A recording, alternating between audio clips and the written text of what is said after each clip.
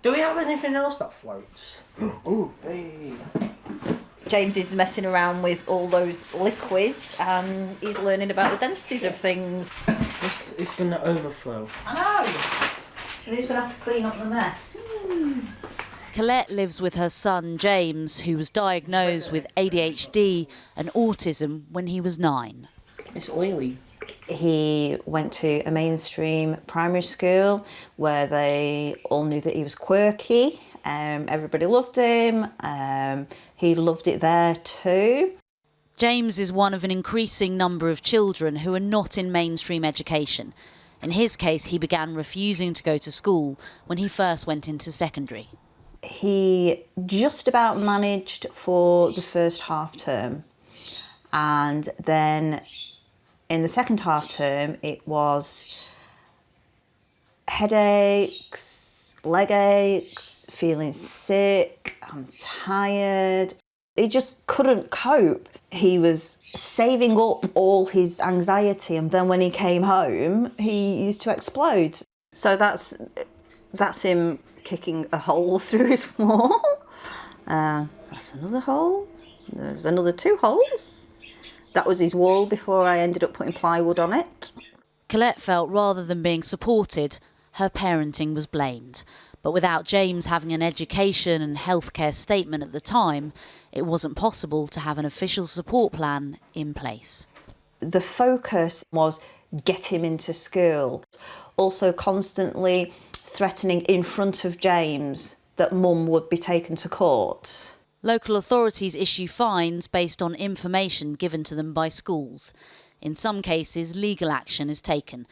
Eventually, Colette was taken to court. Parents who have school refusers have to give up work, don't have the finances coming in, and issuing them with fines and taking them to court and then fining them there.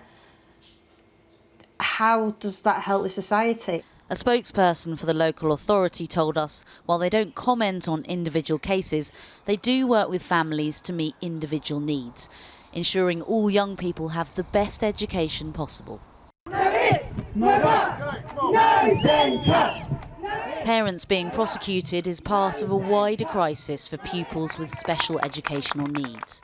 Fran Morgan set up a support group for parents 11 years ago when her daughter struggled to attend school. My daughter first school refused in primary, and then when she transitioned to secondary, which is a common trigger point, we did get a statement, we did get a diagnosis. I think now, if it happened, we wouldn't be in that place, and I don't know where she'd be actually. Since Fran's experience of school refusal, the number of people being prosecuted has grown. The latest figures show that in 2018, over 27,000 parents were taken to court in England and Wales, up nearly 35% compared to the year before. If your child suddenly becomes anxious, perhaps they're in the wrong setting, perhaps they have an undiagnosed SEND, or perhaps they have something that's recognised but not adequately supported, and they really struggle to go. And anxiety is such a key part of this. The law simply says they must. There's no flexibility in that law. It's completely black and white. And I think, as the problems in the system have increased, have got worse, so school refusal has got worse. This first primary school one, and then 2 from the secondary school he went to. Louise lives with her son Kyle, who has autism and struggled at school. Kyle's refusal school started probably when he was about 6 or 7, but at that point he was easier to dress, pick up and drag in and dump there. But as he got older, it was harder for me to force him into school. When Kyle didn't reach his attendance targets, Louise ended up in court. I was summoned to go to court. I was guilty of an offence under Section 444, Part 1 of the Education Act 1996. I was absolutely devastated. I felt my life was over, and I really had no idea what my route forward was going to be. Kyle and I realised that We'd only got a few options regarding his continued education. We knew he would continue to have a high level of absence, and if that was the case, then I would end up back in court again at a later date and possibly in prison. Our second option was to remove my responsibility of getting him into school and to put him into care.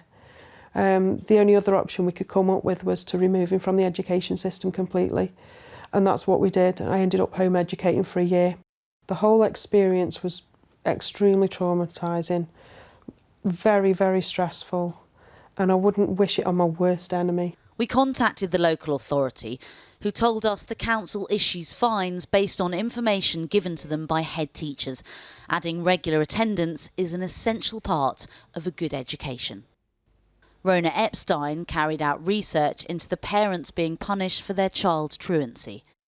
I did find it shocking and surprising, but really shocking, that parents of children with such serious physical health issues and other learning difficulties were faced with the threat of prosecution. It is a huge waste of really expensive resources. Prosecuting people is a very, very expensive business. And just think if all that money had been spent on having more support for children who have difficulties. Look at that. Cool. With over 750,000 children classed as persistent absentees in England, often it's parents who are left to pick up the pieces. Colette has not been able to work since James stopped going to school and is now at risk of losing her home. It's completely broken me. I have no personality anymore. I'm his mum, that's it. I don't have a life. But at the end of the day, he's my son. And I mean, where would he end up if I did fall to pieces?